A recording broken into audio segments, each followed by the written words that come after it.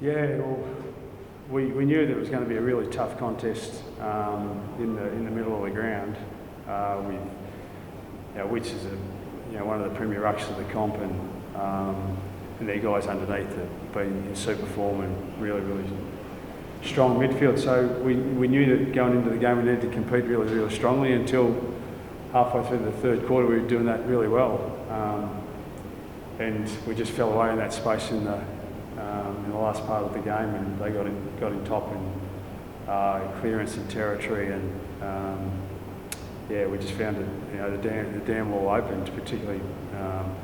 I think they scored three or four stoppage goals in the back end of the third quarter. It went from us being a goal or so up to being 3 goals down in a pretty quick space of time, and we thought we did a lot right, and we just couldn't capitalise on some of the fundamentals of our good play. They kicked 3-7 in the first quarter, which perhaps could have been. They get their shots at goal as well, but we kicked 3-7, they kicked 6-1.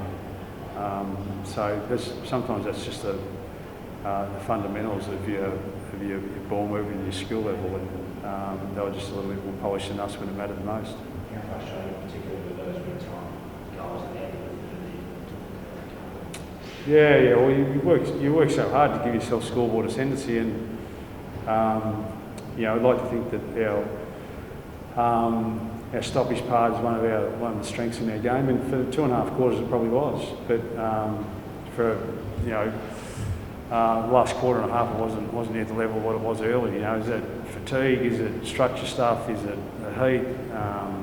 Who knows? We're really pleased that against a really solid unit, we're more than competed well against them in the first 2.5 quarters, but we just couldn't sustain it to the level that we needed to allow us to be competitive right deep into the game.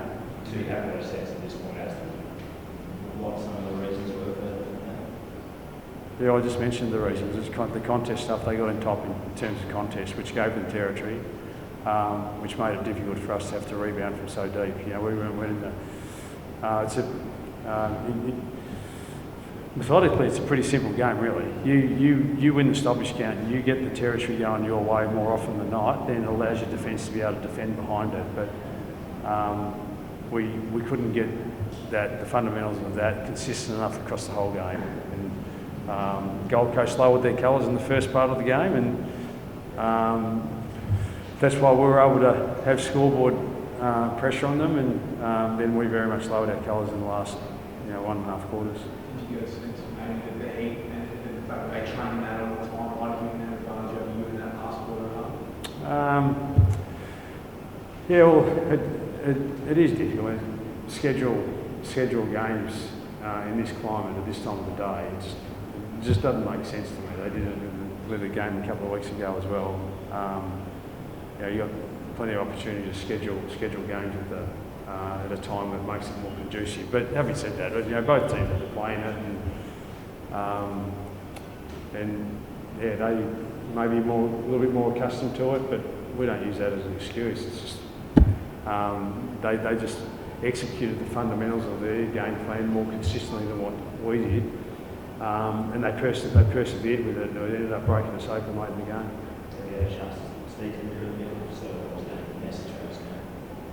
What I said to the players is exactly what I said to you guys, and no surprises. Did you feel like it was a balance points after what happened in Sydney the previous week? Well, same sort of thing. We just need to go deeper into games with the basic fundamentals of our game, and if we fall away from that for whatever reason, whether it's opposition pressure or whether it's decisions that we make with the footy, because you talk about stability behind the ball. It's not just we didn't defend really well. Sometimes we had the footy and just gave them the ball back far too easily, and you can't defend behind that. Same sort of thing with stoppage. It's a stoppage contest. Can't defend behind 4 centre-back stoppage losses in the last part of the third quarter. So if we can't get the basics of our fundamentals consistent over 4 quarters, then we're going to battle to defeat sides. But if we can, as we saw in the first 2.5 quarters, we're going to be right in the contest. How much is that about where this group is at? Like we've seen Gold Coast sort of, they seem to have now got to a position where they can play consistently and they, you know, be winning points in that sort of top 8 area. Is it going to be a while still for this group? It's already developed anything before. Is that able to consistently play like that? Yeah, it was. Needless to say, it's the same for every side. You need to play.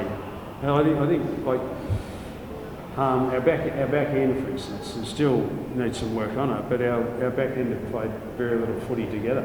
You know, I think Griff Logan and Zach Fisher were schoolboy mates. I think it's nearly the first game they've played together since Zach's been at the footy club. So that sort of continuity and stability within your side is really important. And yeah, you're right. You know. The very questions that you're asking of us right now, you've been asking of Gold Coast for the last 6 or 8 years. So we just know that it just takes time. You know, Brisbane took 6 or 8 years and somewhere through that process they just developed the belief. They get their guys like McCluggage and Bailey and these types of guys in 60, 80 games, 100 games, and then they become really good players. And they can execute the fundamentals of their game plan more consistently as a result of that. And that's where we need to get to. We're not quite there yet, but we're showing enough in patches of games where we're showing our supporters in the footy world that we can do it, but we're just not capable of doing it for long enough just yet. But we're hoping next week against Carlton, Good Friday, that you know we'll roll up sleeves, get to work again this week, and go into next week's game hoping that we can do it a little bit longer and deeper into the game.